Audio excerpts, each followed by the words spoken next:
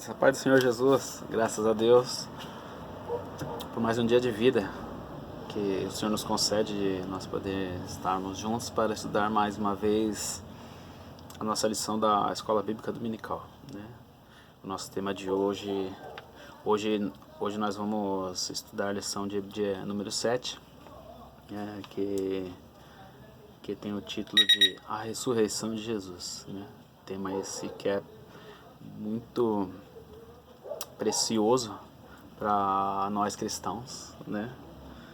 Que assim, a ressurreição, ela vai, hoje nós vamos, eu não vou soltar agora porque senão, porque senão depois no decorrer da aula, né, aí fica ruim. Mas assim, hoje nós vamos abordar um pouquinho sobre a importância, né, da ressurreição, né, sobre impacto, e nós vamos falar também alguma coisa sobre a evidência, né? O nosso textuário, ele se encontra no Evangelho de Mateus, capítulo 28, versículo 7, que está escrito: E depois, imediatamente, dizei aos seus discípulos que já ressuscitou dos mortos. Eis que ele vai adiante de vós para a Galiléia, e ali o vereis. Eis que eu vos tenho dito. Amém?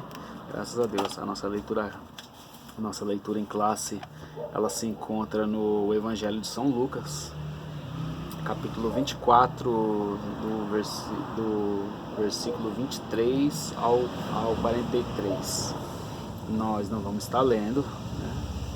Mas seria bom que você acompanhasse aí, né?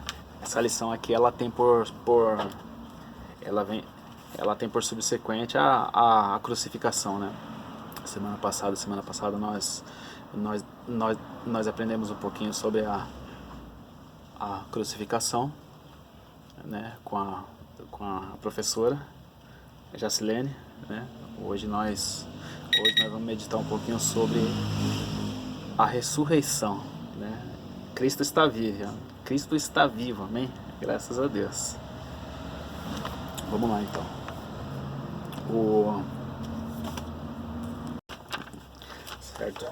Certo, irmãos? O nosso primeiro tópico aqui, ele vai falar sobre o milagre da ressurreição, né? A ressurreição, ela é um tema presente em toda a Bíblia, né? Nós temos alguns relatos no Antigo Testamento e no Novo Testamento também, né, sobre pessoas que morreram e ressuscitaram, né? Aqui no Antigo Testamento aqui, nós temos aqui a referência do filho da viúva, né? Tá, se você quiser também acompanhar aí, você pode ler, que se encontra no livro de 1 Reis 17, capítulo 17, do versículo 17 ao versículo 24, né?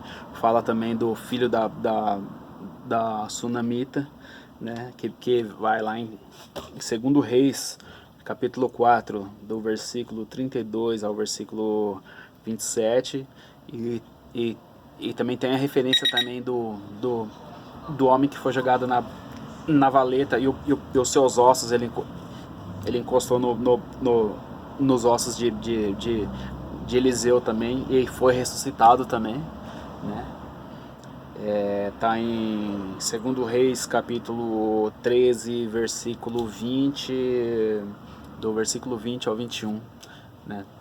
Essas são algumas referências de pessoas no Antigo Testamento que ressuscitou também, né? Daqui a pouco a gente vai falar sobre a diferença. No Novo Testamento também, a nossa lição também, ela vai trazer também aqui algumas referências também sobre o Novo Testamento. Vai falar sobre a filha de Jairo, tá em Lucas, capítulo 8, aí tem do versículo 41 ao 49 e o 55 também, o versículo.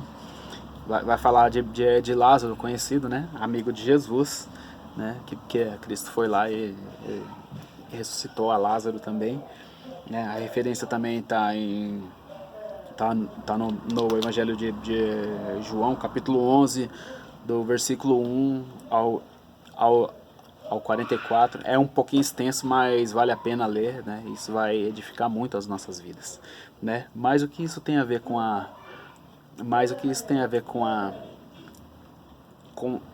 com a ressurreição de Cristo, né? A ressurreição de Cristo, ela tem um caráter todo especial, né, irmãos?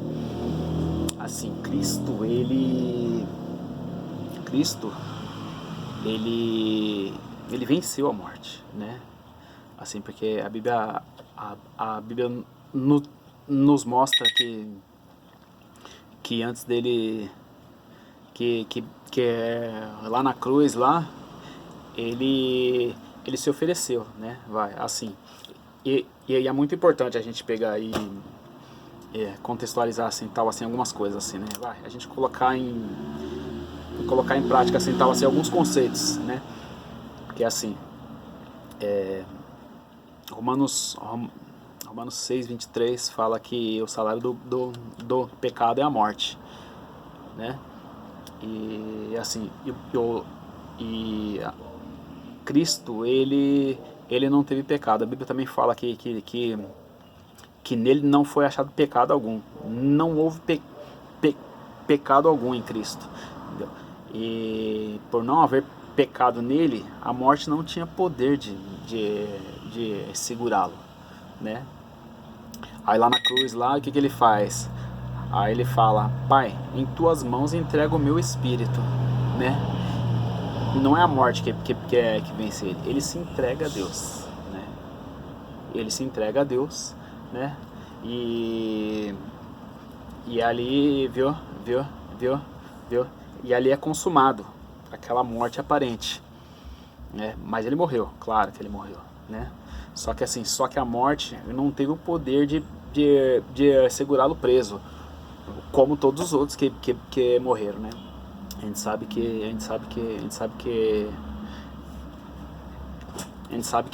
para todo ser humano é uma verdade que não foge das nossas vidas, é a morte, né? Todo ser humano nasce, cresce e um dia morre, né? E tá aí a grande diferença, né? Cristo, ele ressuscitou, né? Deus o ressuscitou dentre os mortos, né? Então, irmãos, e diante disso, eu tenho uma pergunta para vocês. E é bom vocês, que assim, é bom vocês pensarem nisso, né? Porque assim, Cristo ele trouxe Cristo ele trouxe um impacto na vida de toda a humanidade, né?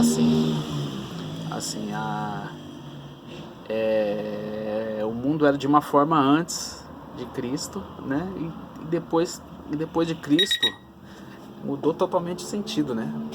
Porque a Bíblia fala que ele é o caminho, a verdade e a vida, né? Cristo fala, né? Que ele é o caminho, a verdade e a vida, né? Assim, quando ele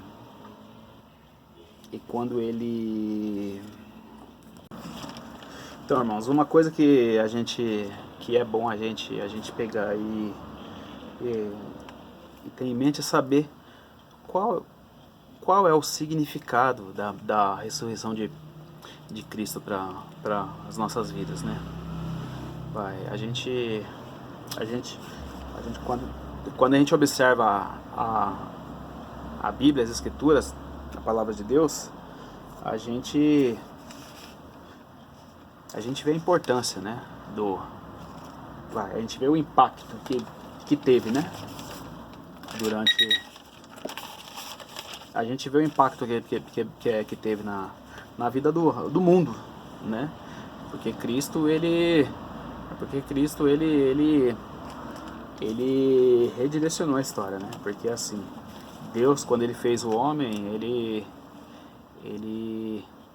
Ele criou o homem à sua imagem e semelhança, né? Ele criou a criatura, ele criou o homem como a criatura. Nós, nós não éramos filhos de Deus, né? Sim, filho, ele tem só um filho, né? O filho unigênito, Cristo. Cristo é o filho unigênito dele, né? O único filho, né? E lá em João 1,12 fala assim que mas a todos quantos o receberam, deu-lhes o poder de serem feitos filhos de Deus, aos que creem no seu nome, né? Assim, para você se tornar filho de Deus, você tem que estar em Cristo, né? Porque aí você aceitando Cristo como seu Salvador, suficiente Salvador, entendeu? Aí, aí você vai ser, viu?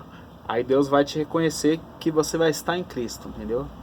O poder de nós se tornarmos filhos de Deus é através de Cristo. Sem Cristo isso não é possível, né? Certo? E qual a importância? E qual que é a importância da ressurreição de Cristo? Né? Cristo ele morreu na cruz, mas se ele tivesse morrido ali e se tivesse ali acabado ali, se ele não tivesse ressuscitado, a nossa esperança seria vã, né? A nossa fé seria vã, né? O apóstolo Paulo ele comenta, né? Ele até comenta ele até fala que se ele até comenta que, aliás, ele afirma, né? Paulo ele até chega a afirmar que se Cristo não tivesse ressuscitado dentre os mortos, a nossa fé seria vã, né? Ali, quer ver? Tá em 1 Coríntios 15, capítulo 14. O capítulo 15 inteiro ali de 1 Coríntios ali, ele vai dar ele vai dar uma direção legal sobre a ressurreição, né, de Cristo. Ali seria até bom você dar uma analisada no capítulo 15 inteiro, né? Isso vai ser muito edificante, né? Você vai, com certeza o Espírito Santo ele vai falar muito ao seu coração, né? Se você dá uma meditada nesse versículo 15 aí, né? E a ressurreição de Cristo, irmãos, ela é a base do cristianismo, né? Porque se ele não tivesse ressuscitado, a nossa fé seria morta, né? A nossa fé seria morta, né? João 10:10 fala que o ladrão ele não vem ele não vem senão a roubar, a matar e a destruir, né? E o complemento fala assim, mas Cristo ele veio para que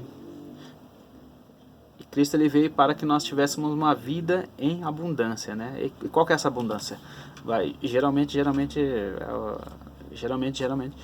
gente costuma ouvir essa passagem dessa abundância e a gente já começa a pensar não, tal, vou ser próximo, tal, vou ganhar dinheiro, né? Casa, carro, tal, etc. Não, essa abundância aí é a vida eterna, né, irmãos? Porque Cristo mesmo ele fala, João 14 lá, ele fala que ele não iria nos deixar órfãos, né? Ele vem falando ali que ele iria subir ao Pai, né? E ele ia subir para ele nos preparar lugar, né? Porque para que onde ele estivesse nós estaríamos também com ele, né? Entendeu? Essa é a vida abundante. Nós já temos já a nossa vida aqui, né? Deus, assim, a nossa vida, a vida que a gente vive hoje, isso aqui é um dom precioso de Deus, né? E viver com saúde ainda é melhor ainda. A vida abundante, essa vida abundante é a eternidade com Cristo, né? Nós vemos aí que a Bíblia fala que o salário do pecado é a morte, né? Para termos vida eterna, assim, no céu não entra pecado, né, irmãos? Lá é lugar de santidade, né? Se você não tiver, né, tem que andar na linha mesmo com Cristo, né? A, a aplicação nossa nisso aí é viver uma vida de santidade, né? Fugir do pecado, resistir, né? Para quê? Para quê?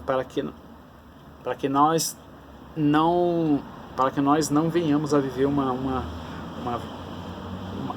viver a prática do pecado, né? Porque assim, porque pecar, pecar tal, a gente peca, né? Só que assim, o pecado ele não pode, assim, o pecado ele não pode pegar e dominar a gente, né? O pecado ele não pode pegar, assim, existe uma diferença, assim,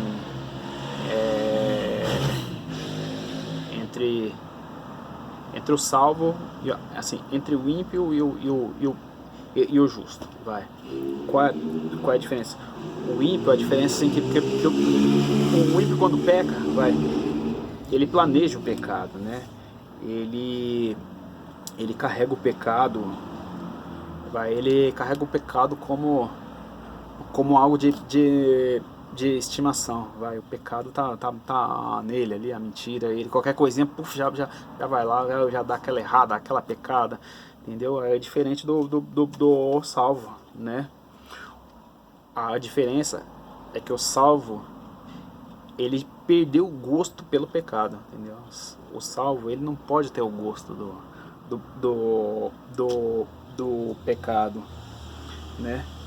Ele não anda atrás do pecado, né? Vai assim, quando ele erra assim, o pecado é uma consequência que aconteceu, né? É algo que, tipo, foi um deslize, entendeu? Mas não que ele planejou, entendeu? Essa é a diferença de você pecar e você viver com a prática do pecado, né? O salvo, ele não vive na prática do, do, do pecado, entendeu? Ele não abriga aqueles pecadinhos de estimação, aquela mentirinha, não. Isso não é a conduta do salvo, do cristão, entendeu? E se porventura pecar, né? E se porventura você errar no meio do caminho, né? Nós temos o nosso advogado, né? O nosso Senhor Salvador Jesus Cristo. Tem um versículo aqui que é do 1 João 1,7 que fala assim: mas se andarmos na luz como ele na luz está, temos comunhão uns com os outros, e o sangue de Jesus, seu Filho, nos purifica de todo pecado, né? Vai assim, o salvo, ele vai permanecer em pecado se ele quiser, entendeu? Né? Nós temos um advogado, né? Claro, nós temos que se esforçar também, né, irmãos? Depende de nós, né? Entendeu?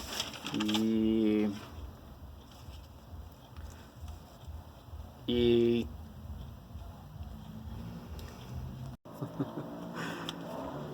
glória a Deus. E assim, irmãos, e o objetivo, o objetivo central dessa lição aqui, que a gente tem que levar, que a gente tem que levar é assim: por que ele ressuscitou, né? Ele ressuscitou para que nós tivéssemos vida, né? Porque se assim, a arqueologia ela mostra a evidência de que Cristo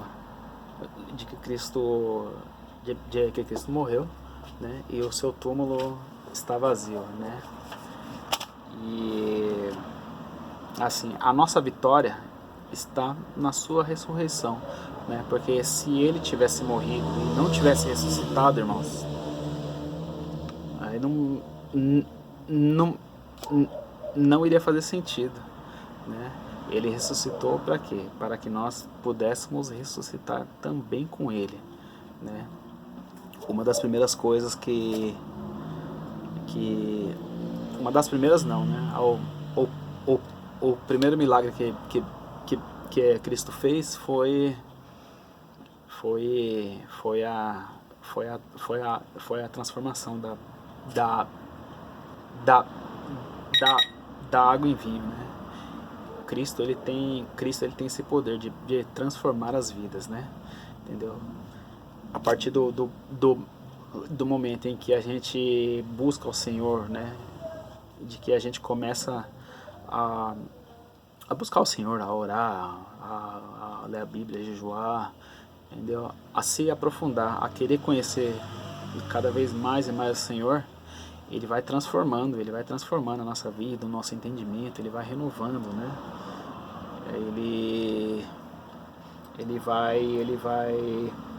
Ele vai cada vez mais nos ajudando a permanecermos nele, né? Porque nós estamos aqui, essa vida aqui ela é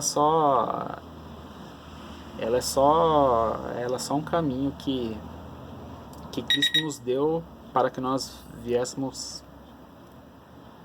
pudéssemos conhecê-lo, para que quando a gente fechar aqui os nossos olhos aqui, a gente permanecer em Cristo, né?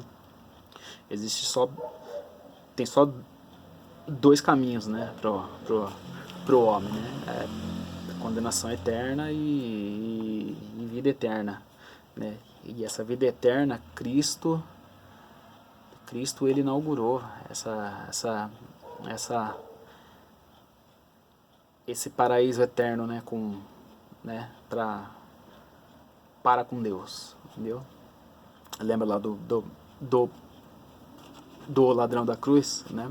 Quando ele estava lá na cruz lá, e aí ele pegou e falou para Jesus: Senhor, lembra-te de mim, né, quando entrares no teu reino, né? Aí ele fala para ele: ó, ainda hoje estarás comigo no paraíso. Por quê? Porque ele creu, né?